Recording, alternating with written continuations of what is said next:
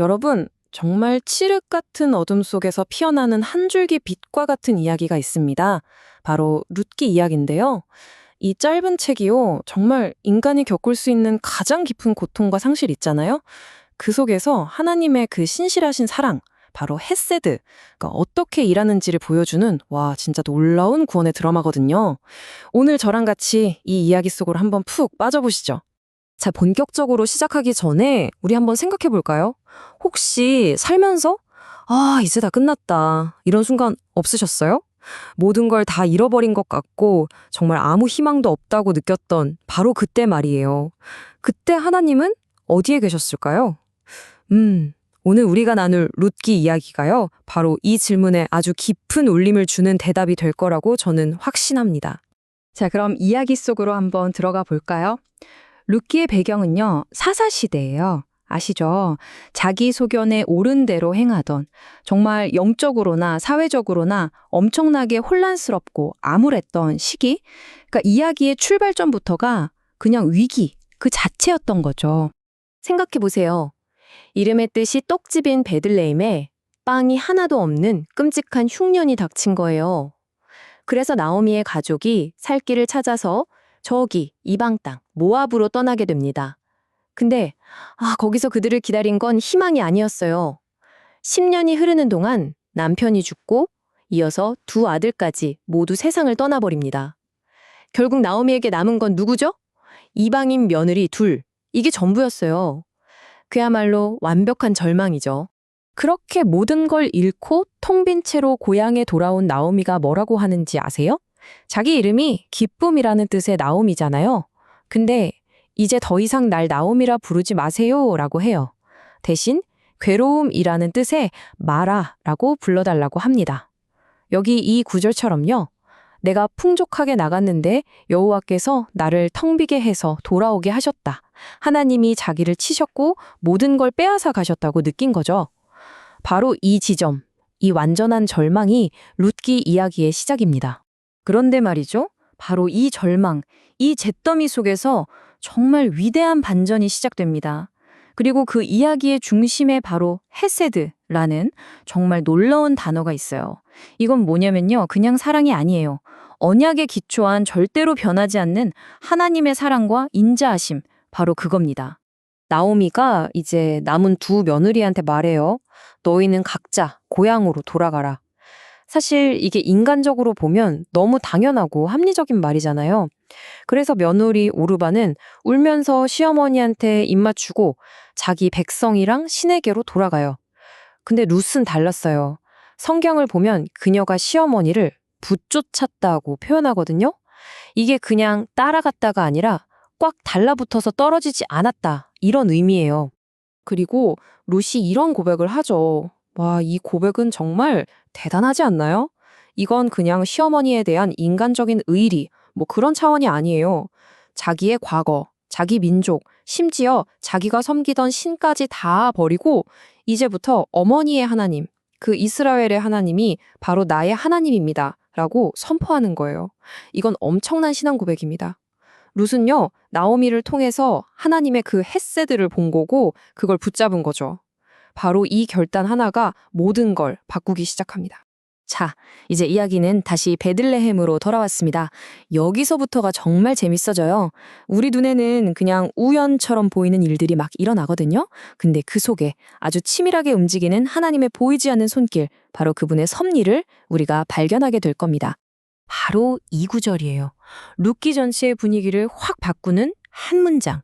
룻이 먹고 살려고 이삭을 줍다가 우연히 어떤 밭에 들어갔대요. 우연히.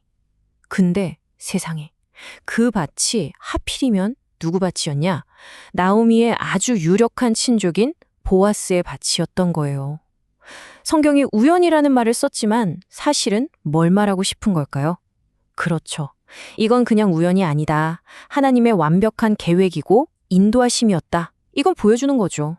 보아스는 이미 룻에 대한 소문을 들어서 알고 있었어요. 시어머니를 향한 그 헌신적인 헤세드 말이에요. 그래서 이 이방 여인을 그냥 불쌍하게만 여긴 게 아니에요. 자기 일꾼들한테 절대 건드리지 말라고 하면서 보호해주고 자기 식사 자리에 초대해서 같이 밥을 먹고 심지어는 일꾼들한테 슬쩍 일부러 곡식 좀 흘려서 룻이 많이 주워가게 해줘라. 이렇게까지 배려를 합니다. 보아스의 이 모습, 이건요, 하나님의 날개 아래로 피나놓은 룻에게 하나님께서 직접 회세대를 베푸시는 통로, 바로 그 자체였던 거죠. 룻한테 이 모든 얘기를 들은 나오미가 정말 깜짝 놀라서 외쳐요. 뭐라고? 그 사람이 바로 우리 기업을 물을 자 중에 한 사람이야?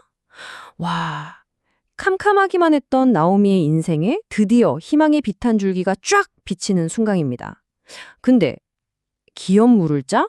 이게 도대체 뭘까요? 자, 이제 룻기 이야기의 가장 핵심적인 개념입니다. 바로 고엘, 우리말로는 기업 물을 자라고 하는데요. 이 제도를 알아야 룻기가 왜 그렇게 위대한 구원의 이야기인지 제대로 이해할 수 있어요. 고엘이라는 건요, 쉽게 말해서 가까운 친척이 어려움에 빠진 다른 가족을 구해주고 회복시켜줄 책임을 지는 사람이에요. 의무는 크게 두 가지였는데요. 첫째는 만약에 우리 가족이 너무 가난해서 땅을 팔았으면 그걸 다시 사서 되찾아 주는 거예요. 그리고 둘째, 이게 더 중요한데 자식 없이 죽은 형제가 있으면 그 아내랑 결혼해서 아이를 낳아주는 거예요. 그래서 죽은 형제의 가문이 끊어지지 않게 대를 이어주는 거죠. 이게 그냥 딱딱한 법이 아니라 가족 공동체를 지키려는 하나님의 사랑이 담긴 아주 따뜻한 보호장치였던 셈입니다. 그래서 나오미가 지혜롭게 계획을 세우죠. 룻이 타작마당에 있는 보아스에게 가서 고엘이 되어달라고 요청하게 해요. 근데 여기서 또 하나의 반전. 보아스가 사실은 자기보다 더 가까운, 그러니까 1순위 친척이 한 명 더 있다고 말해요. 자, 다음 날 보아스가 마을의 어른들이 다 모이는 성문으로 가서 그 1순위 친척이랑 공개적으로 협상을 합니다. 그 친척은요, 나오미의 땅을 사는 것까진 좋은데? 하고 관심을 보여요. 그런데 그 땅을 사려면 이방 여인인 룻이랑 결혼해서 대를 이어줘야 한다. 이 말을 듣자마자 바로 그럼 난 포기할래 하고 발을 빼버리죠. 바로 그때 보아스가 딱 나서서 내가 기꺼이 나오미의 땅과 룻 모두를 책임지겠다. 이렇게 선포하는 겁니다. 정말 멋있죠? 자, 이제 모든 슬픔과 절망은 끝났습니다. 완전한 회복의 이야기가 펼쳐질 차례예요. 그리고 더 놀라운 건 이 작은 한 가족의 회복이 어떻게 인류 전체를 향한 하나님의 거대한 구원 계획과 딱 연결되는지 이제 그걸 보게 되실 겁니다. 보아스는 약속을 지켰습니다. 룻을 아내로 맞이했고요. 그리고 하나님께서 이 가정에 아들을 선물로 주셨는데 이름이 바로 오벳이에요. 섬기는 자, 예배자라는 아주 귀한 뜻을 가졌죠. 마침내 한 가정이 온전히 회복되고 새로운 생명이 태어난 겁니다. 자, 나를 마라, 괴로움이라고 불러주세요 외쳤던 나오미를 한번 보세요. 지금 그녀의 품에 누가 안겨있죠? 바로 손주 오벳입니다.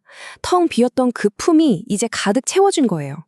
마을 여인들이 와서 나오미를 축복하면서 이렇게 말해요. 7 아들보다 더 귀한 당신 며느리, 룻이 낳은 아들이에요. 와, 이건 정말 완벽한 회복이고 완벽한 반전 드라마죠. 그런데 이야기가 여기서 끝나면 그냥 한편의 해피엔딩 들어가겠죠? 룻기의 마지막은요, 우리를 정말 깜짝 놀라게 만드는 족보 하나를 툭 던져줍니다. 자, 보세요. 보아스와 룻이 오벳을 낳았죠? 그 오벳이 이새를 낳고요. 그 이새가 누구를 낳았을까요? 바로 이스라엘의 가장 위대한 왕 다윗을 낳습니다. 세상에, 이 이방 여인 룻의 그 믿음의 결단이 결국 다윗 왕의 계보로 이어지고 더 나아가서는 우리의 진정한 고엘, 우리의 모든 것을 되찾아 주실 구원자 예수 그리스도께로 이어지는 구속사의 정말 중요한 연결고리가 되었던 겁니다. 소름 돋지 않으세요? 룻기는 결국 절망 속에서도 신실하게 쉬지 않고 일하시는 하나님의 이야기입니다. 우리 삶에도 나오미처럼 마라의 쓴 잔을 마시는 것 같은 순간들이 분명히 있죠. 모든 게 끝난 것 같고 텅 비어버린 것 같을 때요. 하지만 기억하세요. 바로 그때에도 우리 눈에는 그저 우연처럼 보이는 수많은 만남과 사건들 속에서 하나님은 우리를 위한 그분의 놀라운 섭리를 이루어가고 계십니다. 우리가 룻처럼 믿음으로 그분의 헤세드, 그 변함없는 사랑을 꽉 붙들기만 한다면 하나님은 우리의 모든 슬픔을 기쁨으로, 우리의 텅 빔을 충만함으로 반드시 바꿔주실 줄 믿습니다.